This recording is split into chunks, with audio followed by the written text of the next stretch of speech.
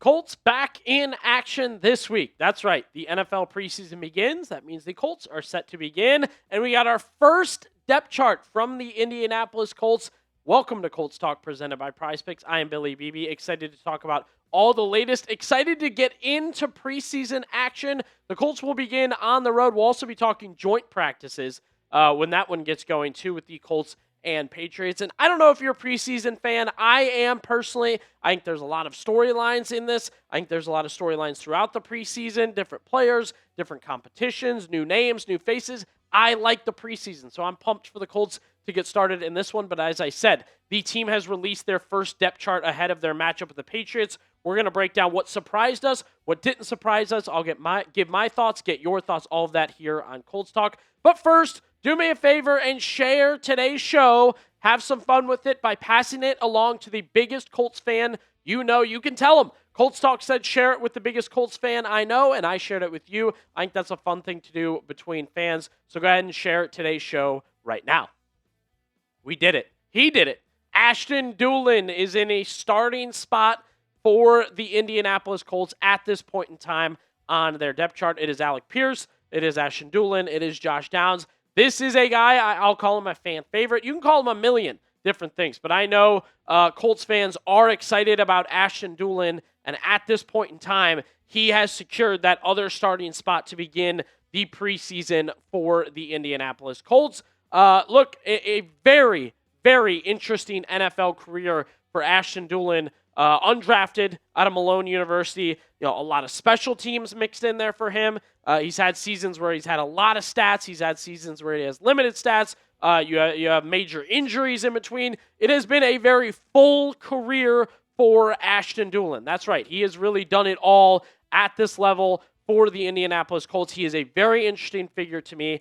But at this point in time, the biggest thing for me, seeing Dulin at that wide receiver 2 spot, Alec Pierce, opposite Alec Pierce. What I love about this is a guy who knew this spot was open, came into the offseason, got to work, and seized the opportunity, right? We talked about his experience, his career, what he's done, what he's been through.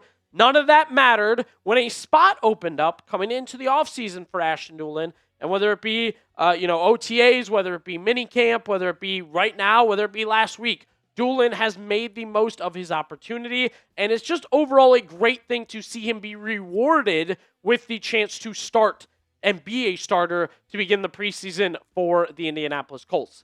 If you are excited, the same way I am for Ashton Dulin, happy for Ashton Dulin, want to show a little bit of love, go ahead and do this. Head down to the comment section and spam your ADs. That's right, Ashton Dulin. Give him a little bit of love. Show him a little bit of love. He earned this starting spot, and he's got it right now, so be sure to spam AD. I do want to also note there's a little bit of scuttlebutt in the Colts world right now about roster changes or potential pickups or potential moves. Adam Schefter alluding to this yesterday. Still not seeing Alec Pierce back at this point in time. I thought this was all worth noting. He's still on the timeline or where we thought he'd be right now. But again, walking gingerly, we've heard Reggie Wayne talking about like he's just excited to get him out there and not be on the sideline anymore.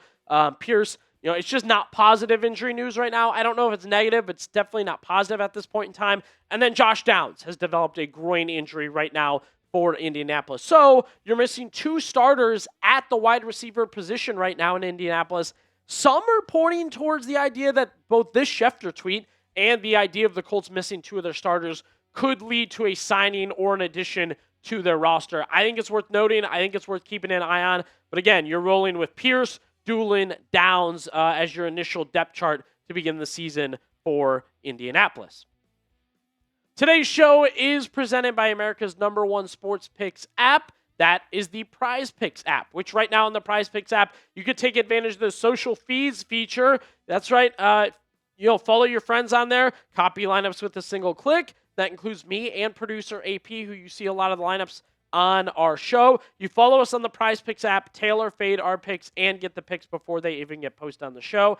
At Billy_BB, at CSAP. Here's a season-long lineup that we have featured on the show. Tyler Warren, Jonathan Taylor. Those are our Colts picks. More on receiving yards for Warren.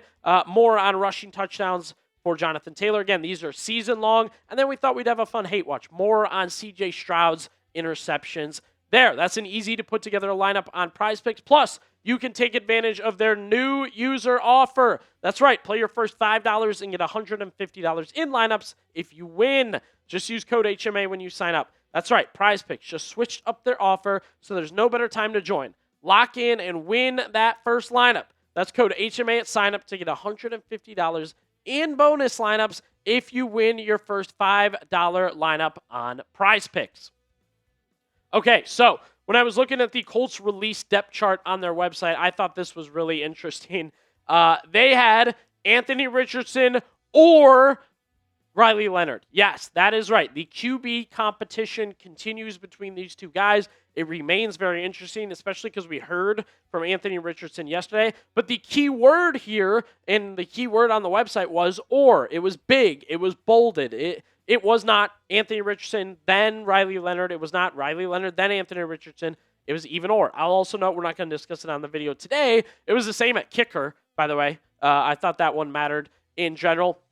Yesterday, Anthony Richardson had kind of a moment, right? He spoke to the media. That was one thing. And then we had a viral quote from NFL Network's Ian Rappaport that kind of made its rounds about Richardson, who, again, still recovering from an orbital fracture, trying to get back to football, trying to win this quarterback 2 spot. He is an interesting figure. Anything that happens with him is interesting, and that was, made more true yesterday. Here's what Richardson had to say about staying in Indianapolis, making the 53, however you want to put it. That's what the team wants. That's what I want. I just want to be able to help the team. And if it's this team, then I thank God for it. I'm just ready to showcase what I can do and be a winning piece to help this team win. So Richardson kind of hangs in there with the idea of like, I'm just trying to help this team. I think it's, he's remained positive. He's remained vocal about how positive he is. I can appreciate that from Anthony Richardson. Now, the viral quote yesterday was from NFL Network's Ian Rappaport. He gave an update after Colts training camp.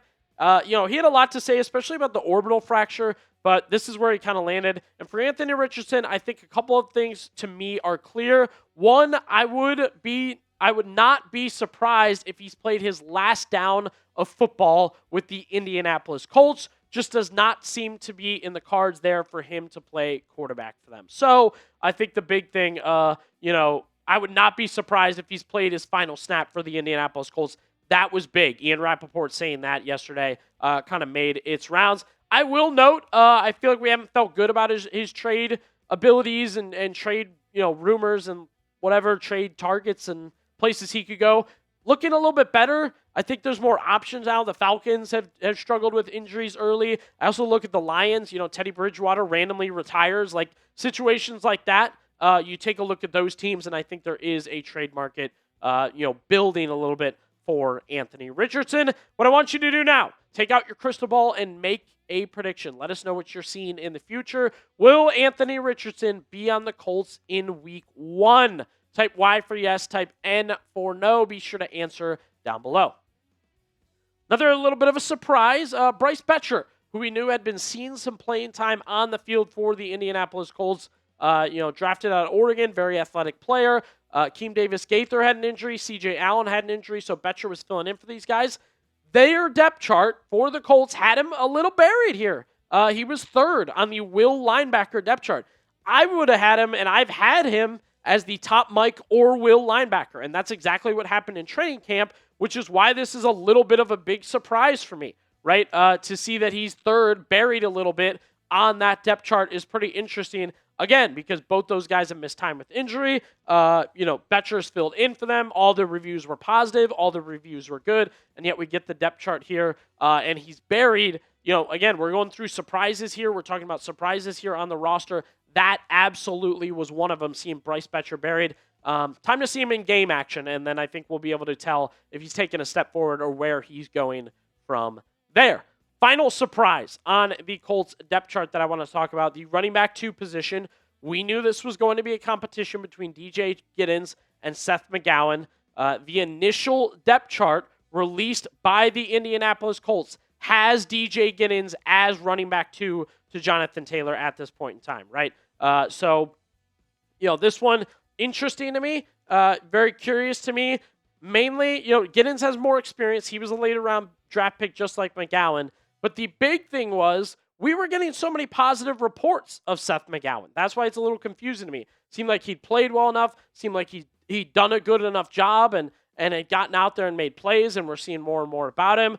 Even James Boyd of The Athletic deemed him the backup running back at this point in time. Again, this is versus the Colts' actual depth chart. Here's what Boyd had to say about McGowan. The rookie 7th-round pick has emerged as Indy's top backup running back thanks to his bruising running style and soft hands out of the backfield. He'll need to prove himself in a pass protection to carve out a consistent role, but former Colts coach and current radio analyst Rick Venturi has already dubbed McGowan the steal of the draft, and the football lifer may be onto something. This is one of those on the depth chart where I said to myself, I think this changes. I think we get to a point where, whether it be playing time, whether it be the actual depth chart, McGowan jumps DJ Giddens, especially if it just kind of continues with what we've seen so far from Indy. And McGowan himself in training camp has been very, very good. Final rundown of the Colts depth chart. Wanted to take a look at some we didn't cover here. Again, it's Daniel Jones, Riley Leonard, or Anthony Richardson at this point in time. You also have Easton Stick. Tight end position pretty well set for the Colts. They'll lean on Tyler Warren and Mo Alley Cox, along with some other names there as well. No major surprises. Same with the offensive line. It is the 5 you assume, the 5 you guess, and it is looking to be the 5 we figured at the offensive line group for the Colts. We'll see if they can bring them a little more stability, a little more help this season. Same with the edge group. I was not surprised by the group listed, the backups, even the guy starting. I think you have a 3-man group there that you want to see develop a little bit, especially Latu and Tuimulau, but we'll see about who else pushes for a spot on that roster. Defensive tackle. You are headlined once again, DeForest Buckner, Grover Stewart. We'll see how Buckner eases into his time, especially after recovering from a neck injury. That is going to play a part. Things got a little mixed up. I didn't think it was noteworthy, too crazy at the cornerback position.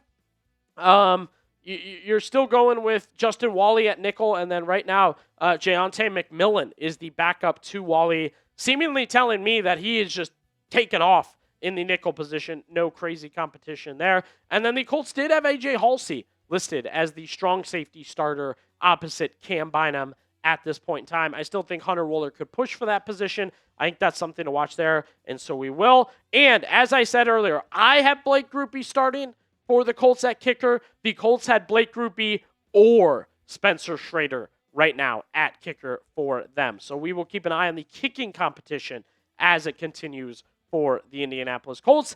Anything else with the Indianapolis Colts? Very important, as the depth chart takes shape, as other things take shape. Make sure you are subscribed to Colts Talk. We've got all the latest news for you. You don't want to miss out. All you have to do to be up to date on everything Colts, hit subscribe.